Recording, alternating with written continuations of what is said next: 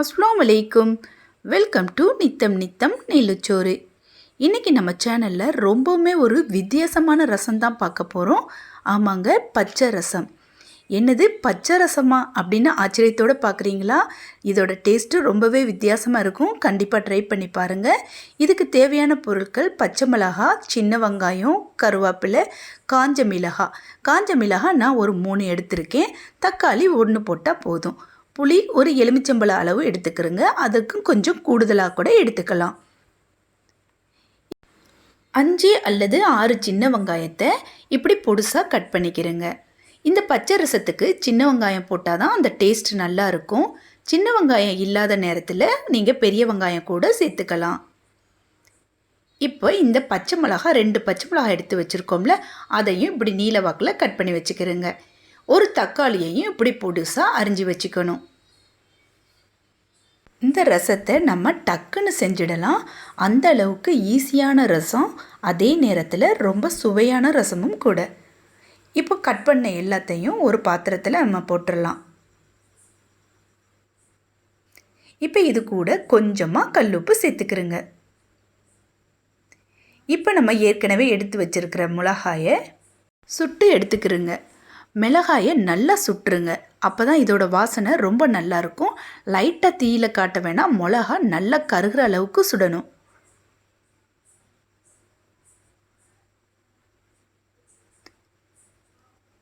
காரத்துக்கு தகுந்தாற் போல் நம்ம மிளகாயை எடுத்து சேர்த்துக்கலாம்.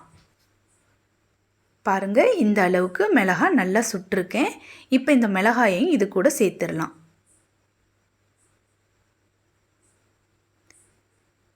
நம்ம ஏற்கனவே ஊற வச்சிருக்கிற புளியை நல்லா கரைச்சி இதோட நம்ம சேர்த்துடணும்.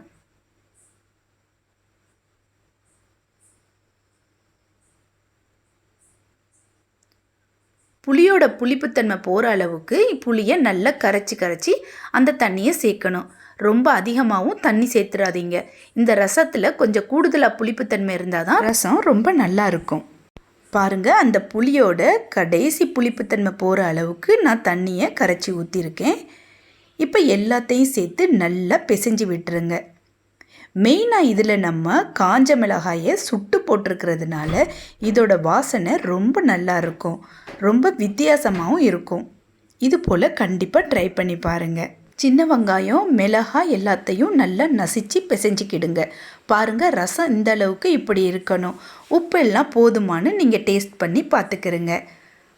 எனக்கு இப்போ புளிப்புத்தன்மை கொஞ்சம் ஜாஸ்தியாக தான் இருக்குது. அதனால் இருக்கிற இன்னும் புளியை கொஞ்சம் தண்ணி விட்டு கரைச்சி அதையும் நான் சேர்த்துக்கிறேன். இப்படி ஒரு வித்தியாசமான ரசத்தை நீங்களும் செஞ்சு பாருங்கள். இதுக்கு ரசப்பொடி எதுவும் தேவையில்லை, தாளிக்க வேண்டிய அவசியமும் இல்லை. நொடியில் சட்டுன்னு தயாராகிடும் இந்த பச்சை ரசம். இந்த பச்சை ரசத்துக்கு கூட நம்ம கருவாடு பொரித்து ஒரு சட்டி சோத்தை காலி பண்ணிடலாங்க. அந்த அளவுக்கு ரொம்ப அருமையாக இருக்கும். வாங்க இப்போ நம்ம கருவாடும் பொரிச்சிக்கலாம். நான் இப்போ சூடக்கருவாடை மசாலா போட்டு பிரட்டி வச்சுருக்கேன். அதை பொரித்து எடுத்துக்கிறேன்.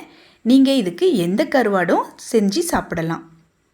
மெயினாக இந்த ரச சோத்துக்கு கருவாடு பொரித்து சாப்பிட்டா அவ்வளோ ரொம்ப ருசி டேஸ்ட்டாக இருக்கும். கொண்டாண்டு ஒரு சட்டி சோறும் காலியாகிடும். இப்போ நம்ம பச்சை ரசம் தயாராக இருக்குது.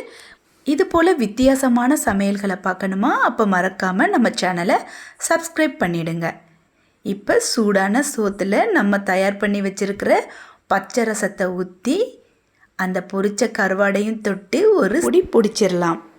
இந்த வித்தியாசமான ரசம் உங்களுக்கு பிடிச்சிருந்தா உடனே ஒரு லைக் பண்ணிடுங்க, ஷேரும் பண்ணுங்கள், அப்படியே சப்ஸ்கிரைபும் பண்ணிடுங்க.